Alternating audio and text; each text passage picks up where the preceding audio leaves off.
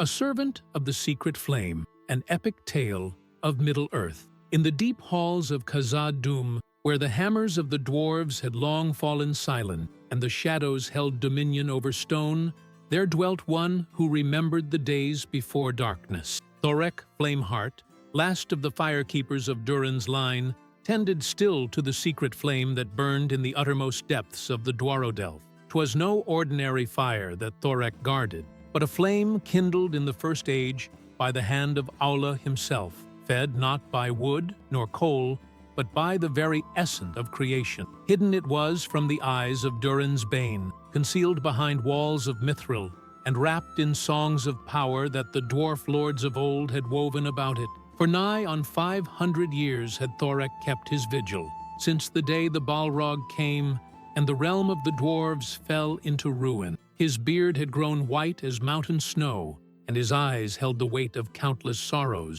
Yet still the secret flame burned bright, and still he tended it with hands that trembled not.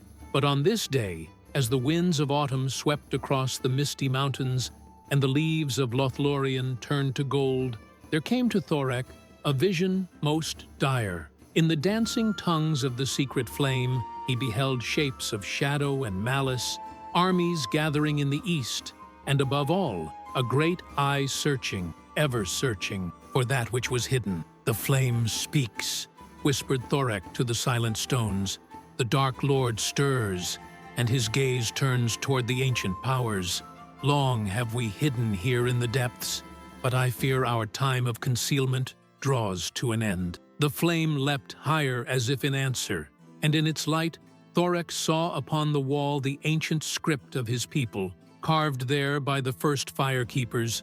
"When shadow rises and hope grows dim, the flame imperishable shall not be quenched.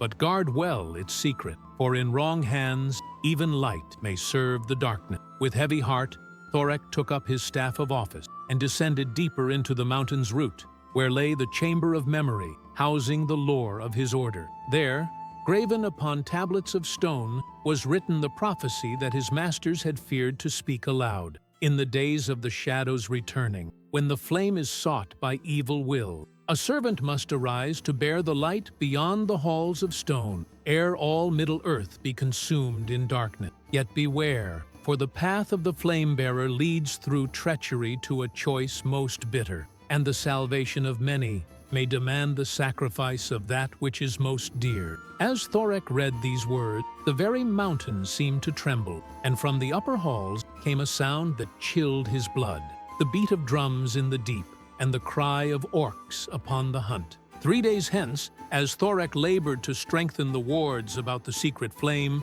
there came an unexpected visitor to the deserted ways of Moria. Down through the shaft of light that pierced the chamber of Mazarbel came a swan-white bird, fair and strange to behold, in that place of shadow. Upon its leg was bound a message sealed with the star-silver mark of Lothlorien, and when Thorek broke the seal, he found words written in the flowing script of the Eldar. "To Thorek Flameheart, last guardian of the sacred fire, greeting and hope in dark days. I am Galadriel, Lady of the Golden Wood, and my sight pierces far. I have seen in the mirror the stirring of ancient evils and the searching of the enemy. The secret flame must not fall into the shadow's hand, for with it the Dark Lord could forge weapons to unmake the very bonds of creation. The time has come for you to emerge from hiding and seek the Grey Haven, where ships still sail to the undying land. There alone can the sacred fire find sanctuary from the corruption that spreads across Middle-earth. Yet the way is perilous, and many foes lie between Khazad-dûm and the sea. I send to you my kinsman, Eristor the Wise, and with him a company of my guard. Trust in them, for the darkness grows, and even my power may not long hold back the shadow that reaches for the flame. Choose swiftly, Guardian, for the eye begins to turn its gaze upon the depths where you dwell." Thorek read the letter thrice over, and each time his heart grew heavier. To leave Khazad-dûm, to abandon the halls where his forefathers had kept watch for 1,000 years, it seemed like betrayal of the highest order. Yet he could not gainsay the wisdom of the Lady of Light, whose foresight was renowned throughout Middle-earth. As he pondered these things, there came a sound from the higher passages, not the crude clamor of orcs, but the measured tread of those who walked in the light. Soon there appeared at the entrance to his chamber 3 figures clad in gray cloaks, with stars upon their brows and silver swords at their sides. "Hail and well met, Thorek Flameheart," spoke the foremost of them, a tall elf with eyes like deep waters. "I am Aristor of Rivendell, sent by the Lady Galadriel. We have come to guide you on the road that leads from shadow into light." "The flame burns still," replied Thorek, bowing low. "But I fear that our secrecy is ended. Even now, the servants of the enemy move in the upper halls, and their number grows daily." "Then we must move swiftly," said Aristor, "for my lady's sight shows a great host marching from Dol Guldur, and at its head rides one of the 9, seeking that which burns in the deep places of the world." With heavy heart but firm resolve, Thorek began to make ready for the journey. Yet, as he worked to contain the secret flame within a vessel of mithril wrought for this purpose by the smiths of old, he could not shake the feeling that some doom hung over their enterprise, and that the road ahead would demand a price beyond his knowing. In the golden wood of Lothlorien, beneath the great Malorn where dwelt the Lady Galadriel, a council was convened such as had not been seen since the last alliance. For the lady had looked into her mirror and seen visions that filled even her ancient heart with dread. There sat Elrond Half-Elven, Lord of Rivendell, his face grave with the weight of years. Beside him stood Gandalf the Grey, his weathered staff gleaming in the starlight and his eyes bright with the fire of his concern. From the halls of Thranduil came Legolas Greenleaf, and from the Shire rode Peregrine Took, now a knight of Gondor, bearing word from King Elessar. "The secret flame of Khazad-dûm stirred," spoke Galadriel, her voice like silver bells in the evening air. "Long has it burned in hiding, tended by the faithful Thorek. But the shadow grows bold and seeks to claim all sources of power for its own." "I have felt its presence," said Gandalf, stroking his long beard. "A warmth in the deep places, a light that does not fail. If Sauron's servant should claim it, they would forge weapons to break the very walls between the worlds," finished Elrond. "The flame imperishable is not meant for mortal hand, and in the grip of evil, it could unmake the music of creation itself." "Then what counsel do you give?" asked Pippin, "for King Elessar stands ready to march with all the strength of Gondor, if need be." Galadriel rose from her seat and walked to the mirror's edge, gazing into its water. "The paths before us are many, but all are shrouded in mist. I see Thorek upon the road, bearing his burden toward the sea. I see shadow shapes pursuing, and battle beneath the stars. But the end is hidden from me." "There is more," said Legolas, his keen eyes fixed upon the lady's face. "You have seen something that troubles you beyond the telling." "Aye," replied Galadriel softly. "I have seen treachery where trust should dwell, and the hand of a friend raised in betrayal. The secret flame shall reach the Grey Havens, but not all who set forth upon the road shall see its ending." A silence fell upon the council, heavy with foreboding. Then Gandalf spoke. "Yet we must not be ruled by fear of what may come. The flame must be saved, and Thorek must have all the aid we can give. I will ride to Edoras and speak with King Eomer. Let the Rohirrim guard the Gap of Rohan, that no enemy may pass that way. And I will return to Minas Tirith," said Pippin. "Aragorn will send word to all the free peoples. The road to the sea shall not go unguarded." But as the council dispersed, and its members departed on their missions, Galadriel remained by the mirror, watching the dark waters with eyes that held knowledge of sorrow yet to come. Through the tunnels of Khazad-dûm went Thorek and his companion, moving by paths that had not felt the tread of friendly feet for many a long year. The secret flame, bound now within its vessel of mithril, cast a soft radiance that pushed back the shadows and made the carved walls gleam with their ancient glory. Aristor led the way, his elven sight piercing the gloom, while his 2 companions, Lindor and Selife, guarded the rear. In the deep silence of the mountain, Every footfall seemed to echo like thunder, and every whisper of air through the halls spoke of pursuit drawing near. "How fare we for the eastern gate?" asked Thorek in a low voice, his burden growing heavier with each passing hour. "The way is clear, but not for long," replied Aristor grimly.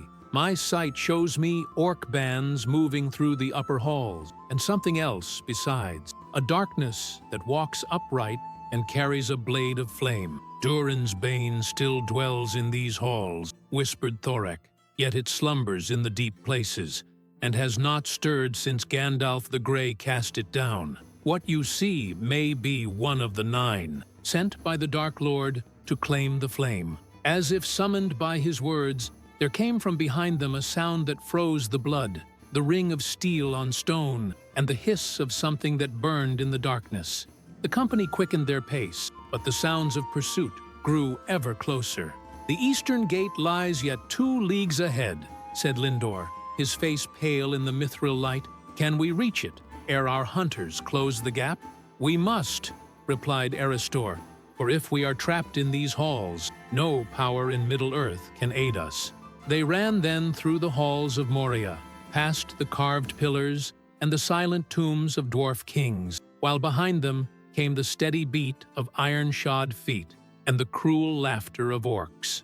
Sometimes the red gleam of torches flickered in the distance, and sometimes they heard the clash of weapons as their pursuers fought among themselves for the right to claim the prize. At length they came to the great hall that lay before the eastern gate, and there Thorek's heart sank, for the way was blocked by a host of orcs, and at their head stood a figure robed in black, with a crown of iron upon its brow, and eyes like red coals burning in the dark.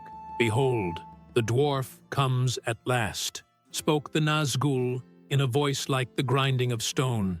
"Give up your burden, keeper of the flame, and your death shall be swift." But Thorek raised his staff, and the secret flame blazed forth with such radiance that the orcs fell back, crying out in fear. "No servant of the shadow shall claim this light," he cried. "I am Thorek, son of Thrain, son of Thror, and I will not yield." Then began a battle fierce and fell in the halls of Khazad-dûm, as the elves drew their bright swords and fought against the tide of darkness, while Thorek held aloft the flame that no shadow could overcome. Beneath the wide skies of Rohan, where the grass waves like a green sea and the wind carries the scent of flowers, there rode a company such as had not been seen since the days of the War of the Ring. At their head rode Eomer King, his golden hair streaming behind him like a banner, and beside him galloped Dernhelm, captain of his guard. Word had come from Gandalf the Grey that the servants of the enemy were abroad in great numbers, seeking to bar the road between Moria and the sea. The wizard had spoken of a secret flame that must not fall into darkness, and of a dwarf who bore a burden too great for mortal hand. "How many days since Aristor and his company departed Lothlorien?" asked Eomer, as they rode hard toward the gap of Rohan. 5 days, my lord," replied Dernhelm, "and by the lady's reckoning, they should have won free of Moria ere now, if fortune has favored them." "Fortune," muttered Eomer. "In these dark days, we make our own fortune with blade and bow. How many riders follow?" 1,000 of our best, my lord, and more gathering at Edoras. The beacons burn from Amondin to the Hornburg, and all the mark answers the call." As they rode, the sky above grew dark with clouds that had not been there at the dawn, and from the east came a wind that carried the scent of smoke and burning. Eomer's horse, Firefoot, tossed his head uneasily and snorted, as if he sensed some evil in the air. "Hold," said Dernhelm suddenly, raising his hand. "I hear horn calls in the distance and the sound of battle." They crested a rise, and there before them lay a sight that stirred their hearts with both hope and dread.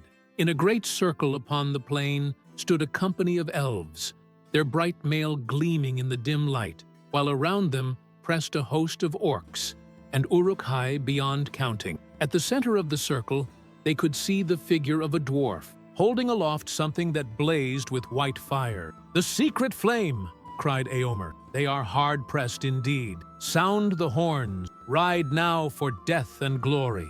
With a thunder of hoofbeats and a great cry of "Forth, Eorlingas!" the riders of Rohan swept down upon the field. Their spears were like a forest, and their swords sang as they carved through the ranks of the enemy. Many an orc fell that day beneath the hooves of Rohan's horses, and many a dark arrow found its mark in shields emblazoned with the white horse. Yet even as the tide of battle turned, Éomer saw with dismay that the figure at the center of the orc host, robed in black and crowned with iron, had not fled with the rest.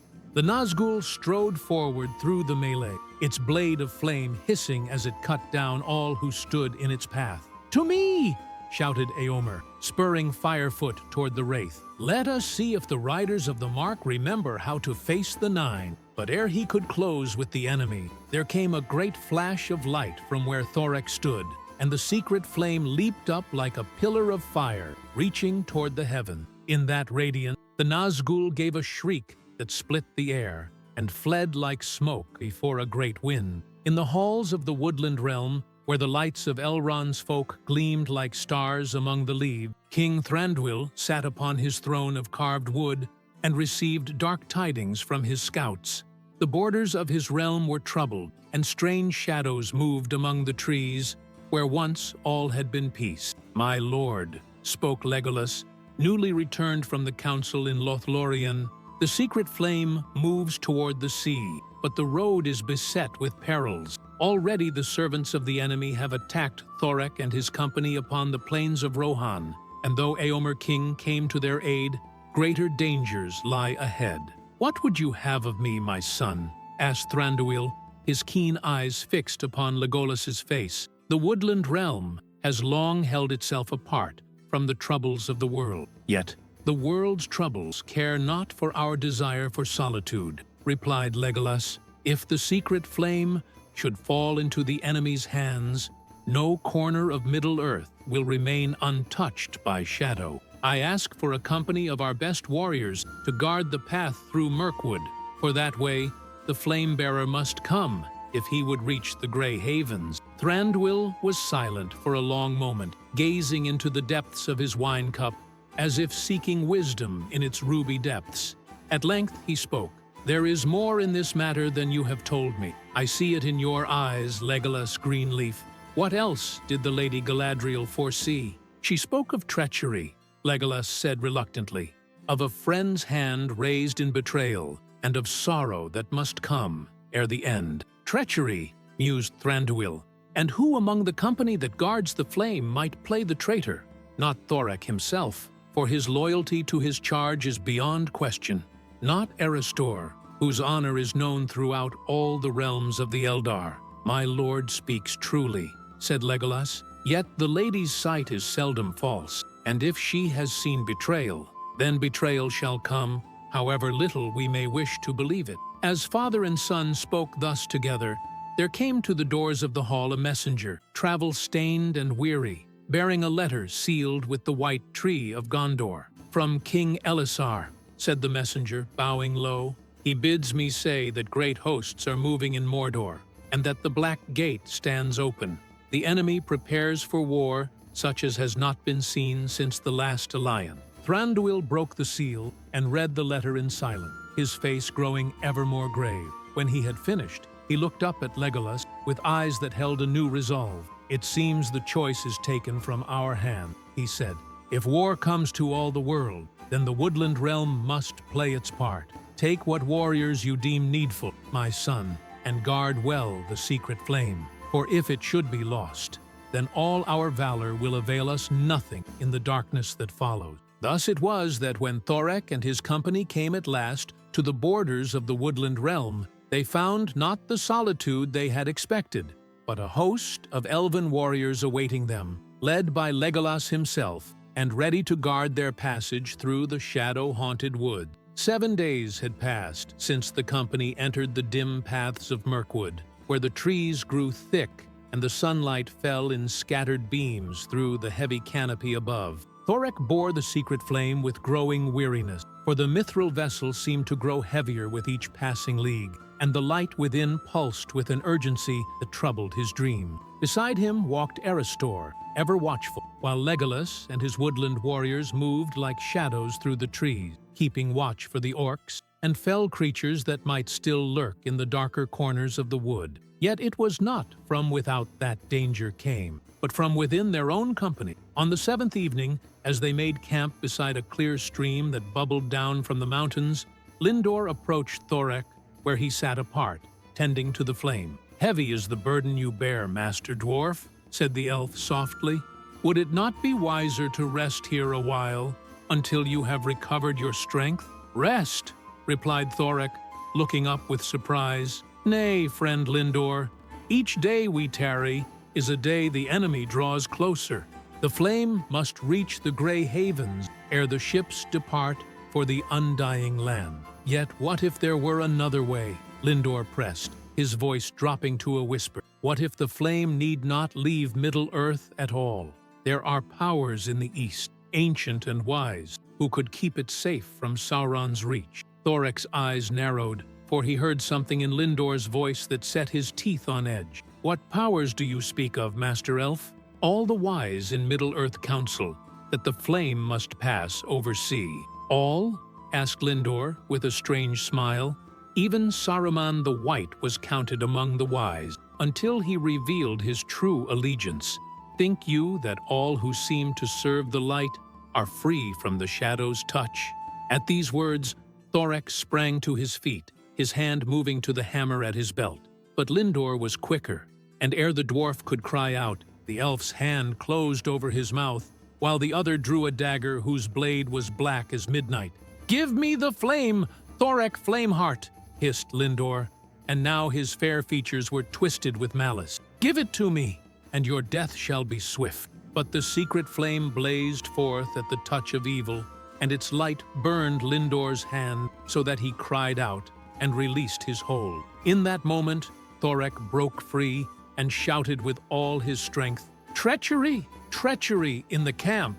At once the clearing erupted in confusion, as elves drew their swords and sought the source of danger. But Lindor was already fleeing into the darkness, and with him went Seliphas, who had ever been his closest companion. Behind them, they left a company shaken and betrayed, for who could have guessed that among Galadriel's own guard there walked servants of the enemy? "My lady's foresight proves true," said Legolas grimly, as he helped Thorek to his feet. "Treachery indeed walks among us. But how came these two to be corrupted? When they bore the token of Lothlorien, the shadow's reach is long," replied Aristor, his face pale with shock and shame. "I vouched for them myself, for they served faithfully in my house for nigh on 1,000 years. Yet it seems that even the faithful may fall to darkness, given time and the right whispered promises." From that night forward, the company moved with greater caution, trusting none but themselves and posting double watches through the dark hours, for they knew now that their secret was betrayed, and that even now Lindor and Seliphet rode hard toward their dark master, bearing word of the flame's location and the path it traveled toward the sea. On the 8th day after the betrayal, as the company approached the place where the old forest road crossed the dark waters of the enchanted river, they found their way blocked by a sight that chilled their hearts. Across the road stretched a line of shields and spears, and above them flew banners bearing the red eye of Mordor.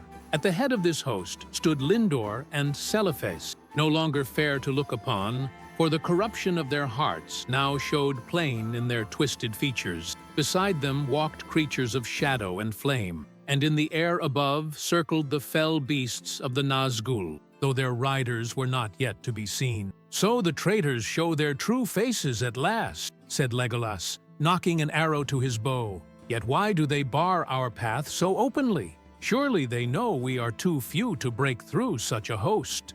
"They seek not to destroy us," replied Aristor grimly. "They seek to delay us until their masters arrive. See how they hold back from the water's edge? They know that the enchanted river will not suffer the passage of evil things, but neither can we cross while they command the bridge."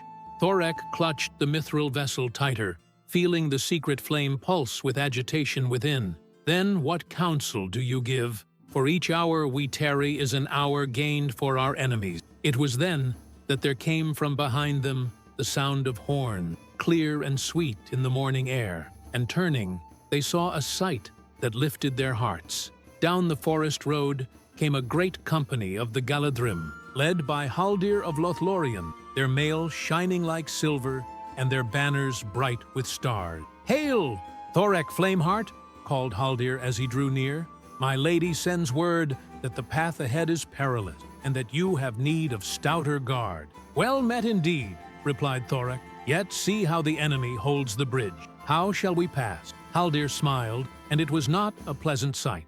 "The servants of darkness think they know all the paths through this wood, but they are mistaken. There is another way across the river, known only to the elves of the Golden Wood. Yet the crossing will not be easy, for the way lies through the heart of the spider's realm." "Spiders I can face," said Thorek grimly. "It is the delay I fear most." "Then we shall buy you time," said Legolas, raising his sword. "Let Haldir guide you to the secret crossing, while we hold the enemy's attention here." "Nay," replied Haldir, "you are too few for such a deed. Better that we divide our forces, some to guard the flame-bearer on the secret path, and some to make a great show of force here at the bridge." Thus it was decided, and as the sun climbed toward its zenith, the forces of light prepared for battle on two fronts. Legolas and half the Galadrim took position upon the road, while Haldir led Thorek and the remainder through secret ways toward the dark crossing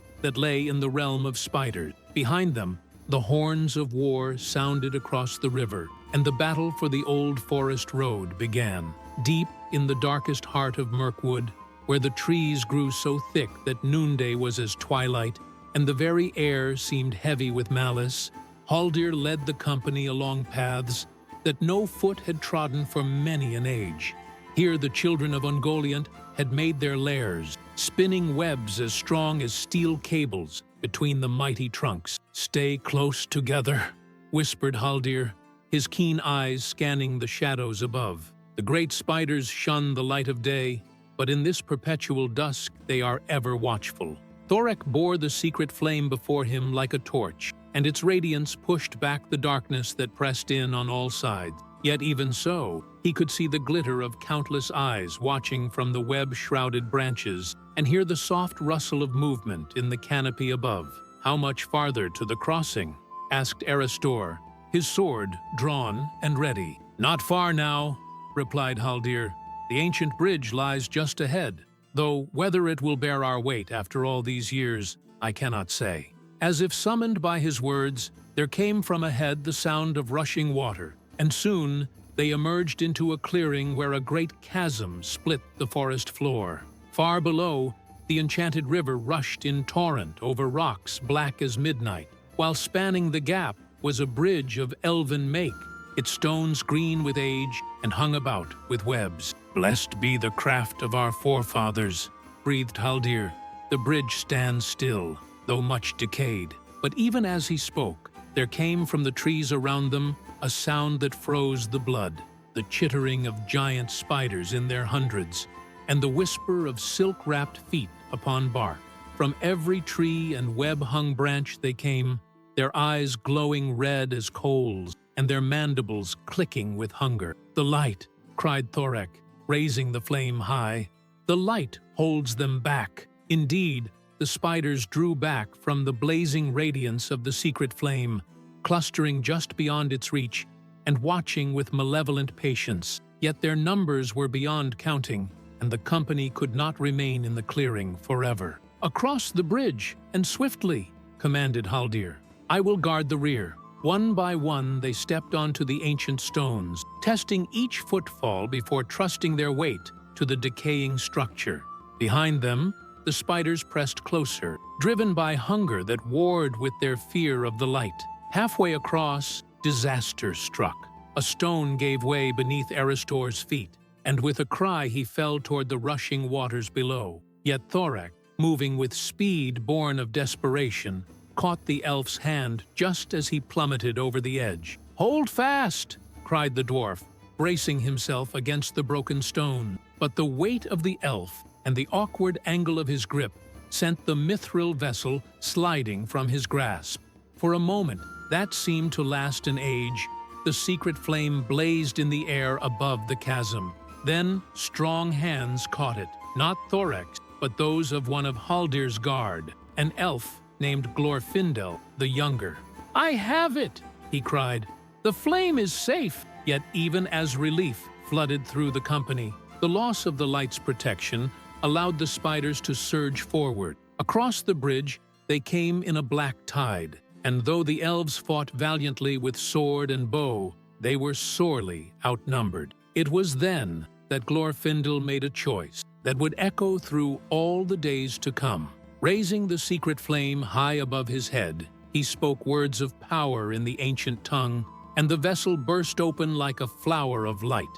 The flame leaped forth, no longer bound by mithril walls, and blazed with such radiance that the spiders shrieked and fled back into the darkest corners of the wood. "What have you done?" cried Thorek in anguish. "The flame was meant to be contained until we reached the Grey Havens." "I have saved us all," replied Glorfindel, though his voice trembled with the magnitude of what he had wrought. "But I fear the consequences may be beyond our reckoning." The secret flame, freed from its mithril prison, blazed like a star come to earth, and its light reached far beyond the confines of Mirkwood. In Lothlorien, Galadriel felt its awakening and cried out in dismay, for she saw in her mind's eye the consequences of what had been done. In Rivendell, Elrond raised his head from his books, sensing a disturbance in the very fabric of Middle-earth. But it was in the dark places of the world that the flame's liberation was felt most keenly. In Barad-dûr, the eye of Sauron turned toward the west with sudden, terrible awareness. In the depths of the earth, things that had slumbered since the Elder Days stirred in their ancient lairs, and in Khazad-dûm, Durin's Bane lifted its great head and roared with a voice like thunder. "The flame calls to its kindred," said Thorek, in a voice heavy with foreboding. "Long has it been bound and hidden, but now its light reaches out to every fire that burns in Middle-earth. And not all of those fires serve the cause of good." Already they could see the effects of the flame's awakening. The very air around them shimmered with power, and the trees of the forest began to glow with a faint inner light.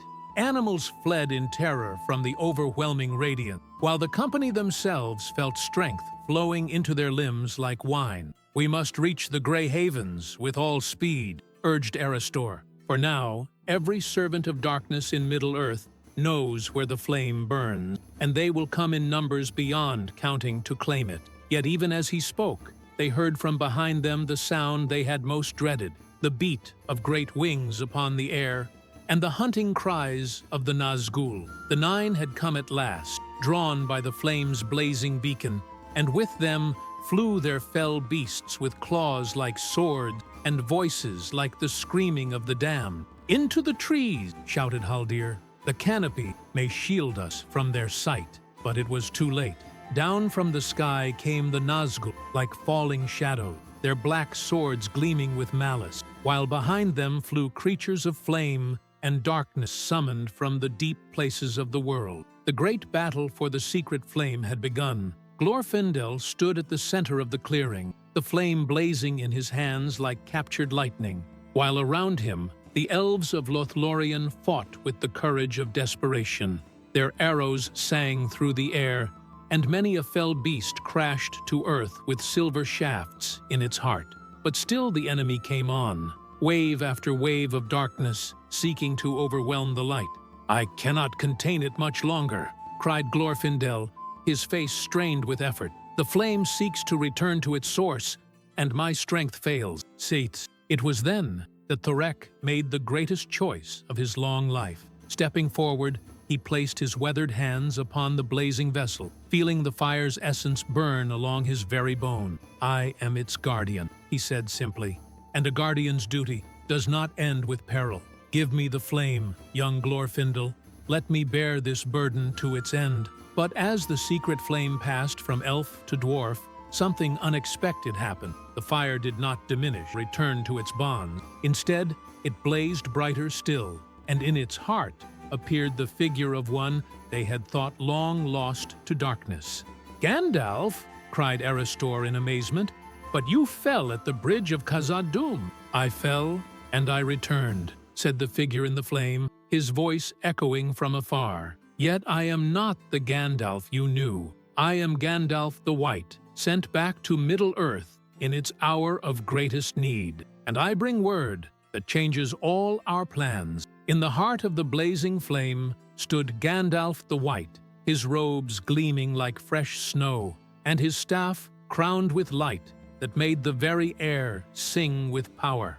Yet, though his form was that of the wizard they had known, his voice carried an authority that had not been there before. "Hear me, faithful guardians," spoke Gandalf, his words reaching every ear despite the chaos of battle around them. "The secret flame was never meant to flee to the undying lands. That counsel was whispered by the enemy himself, through servants he had corrupted long ago. But the Lady Galadriel," began Erestor in confusion. "Spoke wisdom, but not complete truth," replied Gandalf, "for she saw only part of the design. The secret flame is indeed the key to great power, but its purpose is not to be hidden away beyond the sea. It is to kindle the flame imperishable itself, here in Middle-earth, and to burn away the shadow that Sauron has cast over all the land." Thorek's hands trembled where they held the blazing vessel. "But the prophecies speak of great peril if the flame is misused. How can we dare to wake powers beyond our understanding?" "Because the alternative is worse," said Gandalf grimly.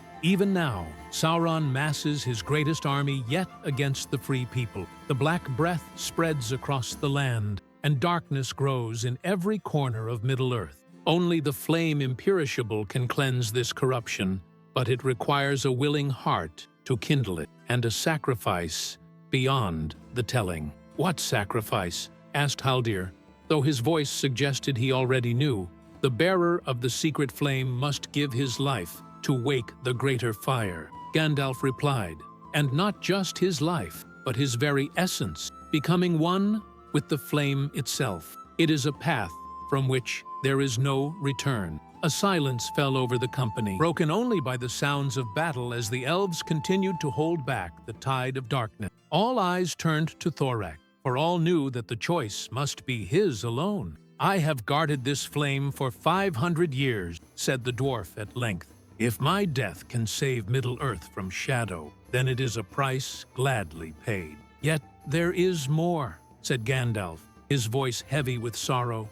"The kindling of the flame imperishable will not only destroy Sauron's power, it will burn away all the works of the Rings of Power as well. The time of the elves in Middle-earth will end, and many fair things will pass away forever." Now it was the elves who looked stricken, for they understood the magnitude of what was being asked. To save Middle-earth, they must sacrifice their own immortal realm and accept the dominion of mortal men. "The choice is not yours alone to make, Thorek Flameheart," said Haldir after a long moment, "for we too must bear the cost of this deed. Yet I say this, better a world of men than a world of shadows. If the secret flame can truly burn away the darkness, then let it be kindled, whatever the price. And I give my consent as well," said Erestor, "for wisdom lies not in preserving what is, but in ensuring that what shall be is worthy of preservation." One by one, all the company gave their agreement, until only Glorfindel remained silent. The young elf stared into the heart of the flame with eyes that held depths of sorrow. "I freed the flame from its bonds," he said at last. "Let me bear the consequence of that deed. I will kindle the great fire and spare you the sacrifice, Master Dwarf." But Thorek shook his head.